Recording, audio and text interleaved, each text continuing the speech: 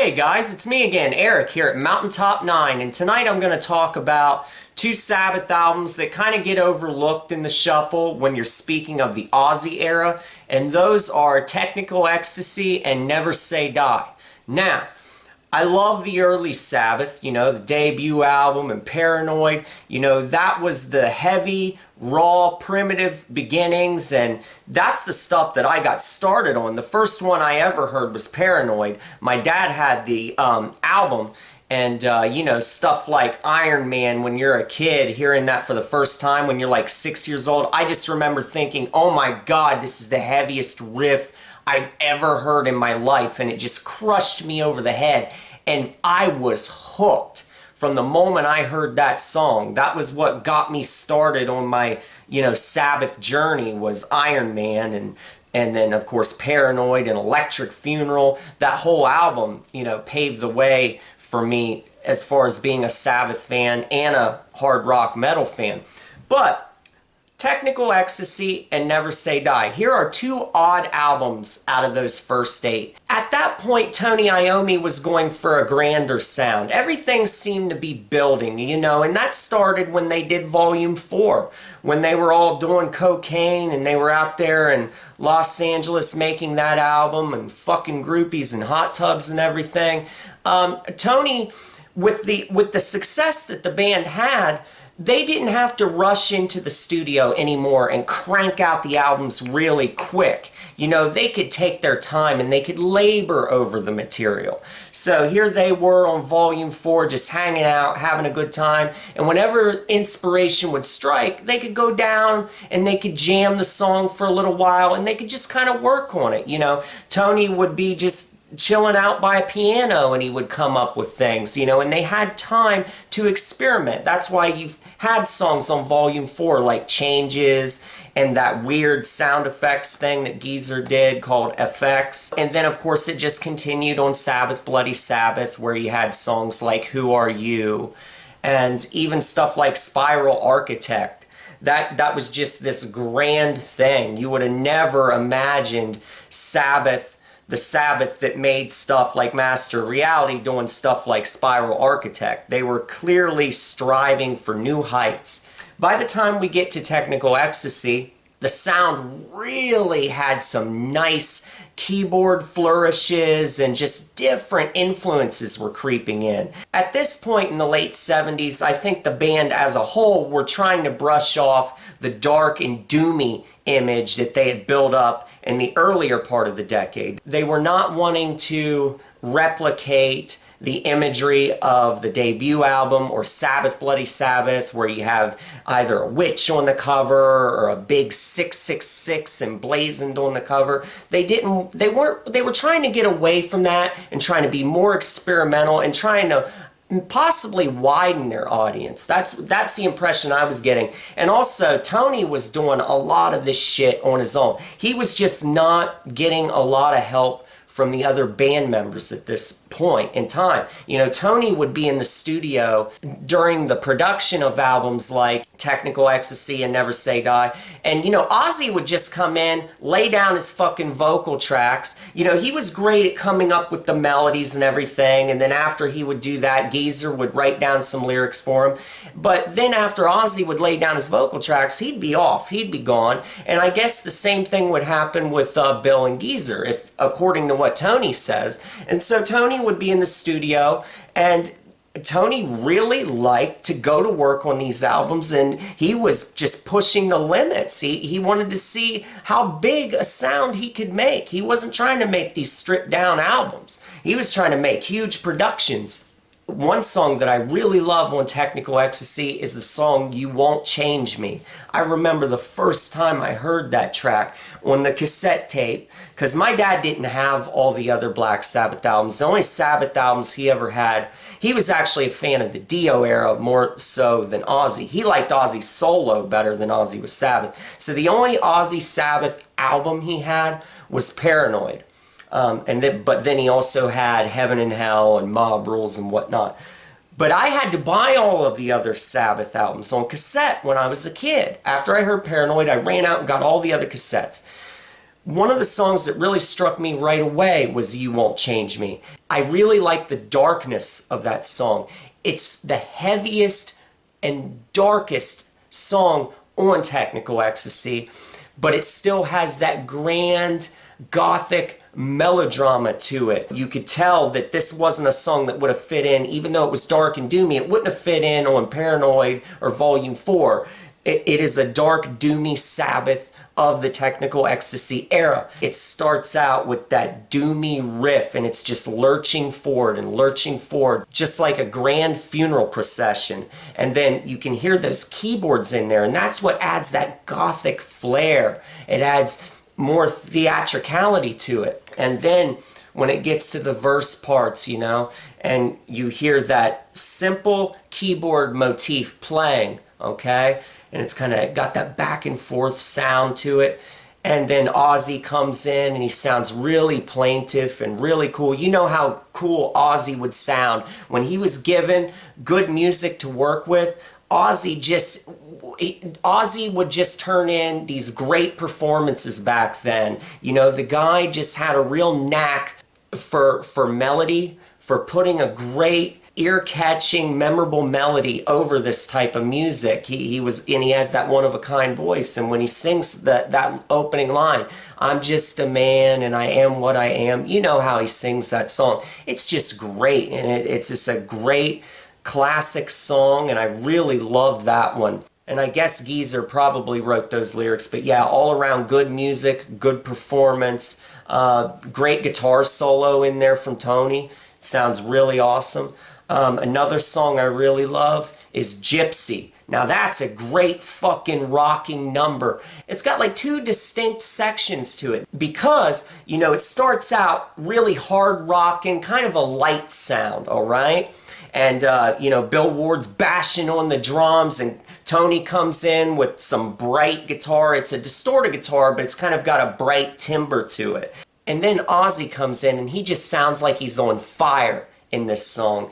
And when they get to that grooving part where he's singing, she was a gypsy woman, she was as cold as the day, and whatever else he's saying, you know. And Iommi's riff under that has a really groovy, you know, driving beat to it. It just grooves that riff under there. And then it goes to another part, but then it kind of the song kind of turns on its head and gets dark. It goes from being really bright and upbeat and having a grooving rock type feel to it to suddenly it kind of comes down and kind of gets a little bit weird, and Ozzy starts singing strange lines about the gypsy and about how they're conversing back and forth and how she read his fortune and she read his mind and, you know, all this stuff in the lyrics. But then I guess you would call it the chorus. It's like the outro chorus part where he keeps saying, so you want to be a gypsy? Come on now. That part has this really dark kind of smothering feeling to it, and it's really an epic kind of way to finish out the song. I really love that. Just a great song. Like You Won't Change Me, it's dark, but whereas You Won't Change Me is dark all the way through, Gypsy is kind of like I said, it's a Jekyll and Hyde. It starts out bright and rocking and then kind of descends into darkness as it goes along. A funny song on there is It's Alright, the song that Bill Ward sings. I saw that, the first time I heard that song, I was kind of amazed. I was like, wow, is this really a Black Sabbath song? I guess it's kind of similar to hearing Fluff from Sabbath, Bloody Sabbath for the first time, because it's just such a melodic, easy listening type tune. You know, there's nothing about it that's heavy, there's nothing about it that's dark, there's nothing about it that's even rocking. It's just way mellow, and you could tell that that's something that Bill Ward really wanted to do. And I guess, I can't remember right now offhand, but I know Bill Ward was pissed at some members of the band or some people in the studio after he recorded that fucking song. I think it was Ozzy that was mocking the goddamn song. I recall, it's in one of my Sabbath books, and you guys can go and research this, but I'm pretty sure that Ozzy walked into the studio while they were doing It's Alright, and said, "What is this shit?" or something along those lines. And I think Bill Ward got pissed and broke a drum set or something, and which I think is hilarious because, you know, Bill Ward, kind of a sensitive dude, you know, so that's kind of funny. And, you know, Ozzy has no fucking filter. He'll just say whatever the hell's on his mind at any goddamn moment, so it doesn't surprise me at all. And but yeah, it's an amusing song. And what's funny is there's this part in "It's Alright" where Bill Ward is doing this real high-pitched kind of thing, kind of melody line towards the end of the song. You know how it sounds if you've heard the goddamn song. There's a Dana Carvey stand-up special from the mid-90s where Dana Carvey does this whole music routine thing towards the end of his set. And he does this little bit. He's sitting at a piano, and he does this little bit about it being 3 in the morning and you hear your cat jump on the piano. And then he does this thing where the cat starts playing the piano, and he goes, and it sounded really good. The thing that Dana Carvey sings sounds so much like that part from "It's Alright" that Bill Ward does. I mean, sounds almost identical to it. I've always thought that was kind of funny. Did Dana Carvey hear Technical Ecstasy? Did he hear "It's Alright"? I don't know, but I've never heard anyone else make that connection. She's Gone. That song is a good segue into Dirty Women, because Dirty Women is another song off of Technical Ecstasy that's very strong. I don't like it as much as Gypsy or You Won't Change Me, and part of the reason is because it's kind of a cumbersome song. It's a good, moody, evocative song. I like the main riff and everything, but it's just a little too ponderous for me. You know, it just kind of takes too long to get to the fucking point. And I saw it live a few times and everything, and I just think it's kind of, I would have rather seen You Won't Change Me live. I mean, man, that would have been a great song to hear in a fucking dark theater or at an amphitheater at night, because it's got a real theatrical flair to it, much more so than Dirty Women, in my opinion. But yeah, Technical Ecstasy, I love the album cover. I love, you know, the two, you know, Ozzy called it two robots fucking on an escalator. I like it because it's different. It's unique in the Sabbath canon, in their discography. There's no other album cover that looks anything like it. And it's just it's got a real late 70s kind of vibe to it. I just like the look of it. I like the colors. I like everything about it. As far as Never Say Die goes, as we all know, Ozzy had kind of left during or before the production. There was a lot of drama around the band by the time they got to Never Say Die. Everyone could kind of sense that it was getting towards the end, I think, with that album. That's the general consensus, is that, you know, Ozzy just wasn't into the band anymore. He was already walking around at this time with a shirt that had Blizzard of Oz written on it. He was already thinking about having a solo band. He was just losing interest in Sabbath, because whereas Tony wanted to keep pushing Sabbath into more experimental, he wanted to test the frontiers of what the band could do as far as their sound goes, because, you know, Tony is a quintessential musician, you know, so he wanted to keep trying things and pushing the boundaries, and, you know, he was the one writing a lot of the music, or the bulk of it. Ozzy just wanted to get back to that. He just wanted to rock, plain and simple. He just wanted to have that stripped down thing where they go into the studio, they crank out an album, boom, go back on tour, whatever. He didn't like all the studio stuff. So on Never Say Die, the stuff on it that's great is truly great, but then it's got, sadly, it just has some stuff that's just plain filler. Let's talk about the filler first. Probably my most hated Sabbath song from the first 8 albums is A Hard Road. Cannot stand it. Just can't stand that fucking song. I've never liked it. From the moment I first heard it, I didn't like it, and I still, to this day, I can't listen to it. I probably only listened to it maybe, I don't know, definitely no more than 10 times. And I've listened to other Sabbath hundreds of times, but I hate that song. It's just a boring song. It's plodding, it's boring, it's horrible, and it's uninspired. Don't like it, not one bit. Now, The opener, Never Say Die, that's a good up-tempo, bright, cheerful rock song. Ozzy sounds good on it. I like that song a lot. I like the positive, optimistic lyrics. Ozzy's vocals were still up in that high range there. He wasn't doing that low key, behind the wall of sleep type thing that he was doing back on the first album, when lots of times people will hear songs on the debut album and they'll go, that's Ozzy, if that's not the first. You know, people are used to his high vocals. So, and he sounds great on the opener. Johnny Blade, that's a fucking cool song. I really like the riff that Tony Iommi does on the part where Ozzy's singing the lines, and you know that Johnny's a spider and his web is the city at night. When Ozzy's doing those lines, Tony's got a great, memorable, heavy riff going on under that. And I really like that part. That's a very progressive song by Sabbath standards, and it shows, you know, the direction that Tony wanted to go in. He wanted to keep making the songs longer, doing more parts, and making it big. Junior's Eyes. That's a sad song. You know, the lyrics were written based around Ozzy's father had died during this time, and this song was kind of supposed to be Ozzy's farewell song or tribute to his father who had passed away, because Ozzy was really shook by his father dying.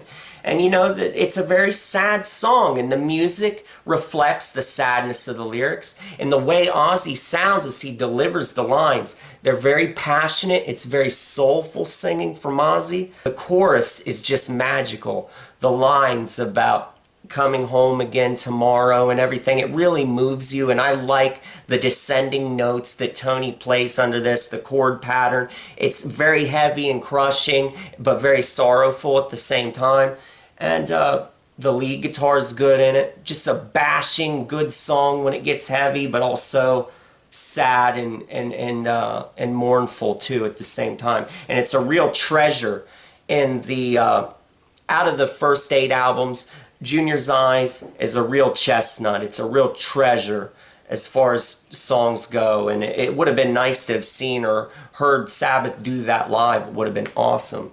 Another song I really like a lot on Never Say Die is Shockwave. That's a good song, and it's got some dark lyrics. You know, they're kind of, in that song, getting back into those dark, you know, devil type lyrics a little bit. Now, a really cool, experimental, weird song that I like a lot on Never Say Die, that's very unique and very different, is Air Dance. From the moment that song starts out with that weird type of swinging, floating riff that Tony does, and then it goes down into that kind of depressive, loungy, piano. It just sounds like this weird lounge song being performed in like some purgatory state of hell or something, because it's so weird. You can tell this is Black Sabbath, but they're playing like this jazzy, weird lounge song of sorts. I don't know how to describe it, but it just sounds so alien. And Ozzy's singing this really, once again, kind of like Junior's Eyes.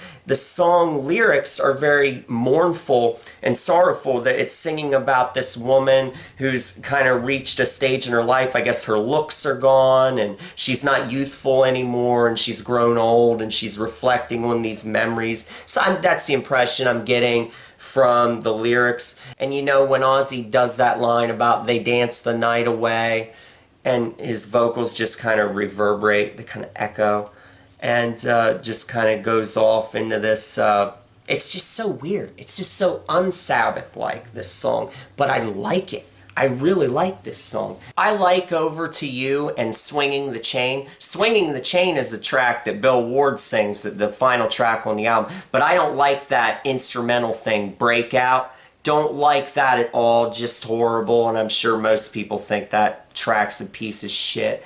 But, yeah, besides A Hard Road and Breakout, I mean, the album's pretty damn good. Pretty solid album. So, yeah, I really like Technical Ecstasy and Never Say Die. Now, Ozzy had to go and piss all over Never Say Die after he left the band. In an After Hours interview in 1981, it was when Ozzy performed on this show called After Hours. In an interview, he said how he just despised the album, how he hated it, he's ashamed of it. And, you know, I think that's more of a dig at Tony than anything. Because like I said, these albums, especially those last two albums, those were Tony's babies, you know. They were his. He did put in so much work on those albums, and Ozzy showed up, did his melodies and sung, and then that was it. And then he goes and he talks shit about him. Was Never Say Die a masterpiece? I wouldn't say it's a masterpiece, but it's a very good album. Very good album, and same with Technical Ecstasy. They're both very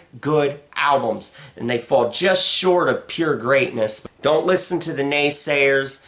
Don't listen to people. You know, there's a t-shirt that really fucking pisses me off. It says something about trust only. I forget. The only things in life that you can trust are the first 5 Black Sabbath albums. I think that's what it says. Maybe it says the first 6, but I think it says the first 5. What the fuck is wrong with someone who would come up with something like that? Or they're not a Sabbath fan. If the only Sabbath you like are the first 5, get the fuck out of here. I mean, come on. Seriously, I'm almost speechless just thinking about that idea that someone would only like the first 4 albums or only the first 5. Open your mind, expand your horizons. If you're a fan of Tony Iommi's guitar, how the hell can you only like the first 4 or 5 albums? The man put out so many fucking great riffs, so many great leads after that. That man is Black Sabbath. So broaden your horizons, listen to more. You gotta go past Volume 4, you got to go past Sabbath, Bloody Sabbath, because there's more great material there. That really irks me, stuff like that, acting like the only cool Sabbath albums are the first 4 or 5. Jesus Christ, whatever. So yeah, guys, if you like this video, please click the like button. Leave me a comment. I'd like to see what you think. And please remember to subscribe if you're new to my channel. I'm making new videos all the time, and I'm going to touch on the other Sabbath albums, and I make lots of horror reviews. So there's lots of stuff for you guys to enjoy on my channel. And I'll see you guys again next time.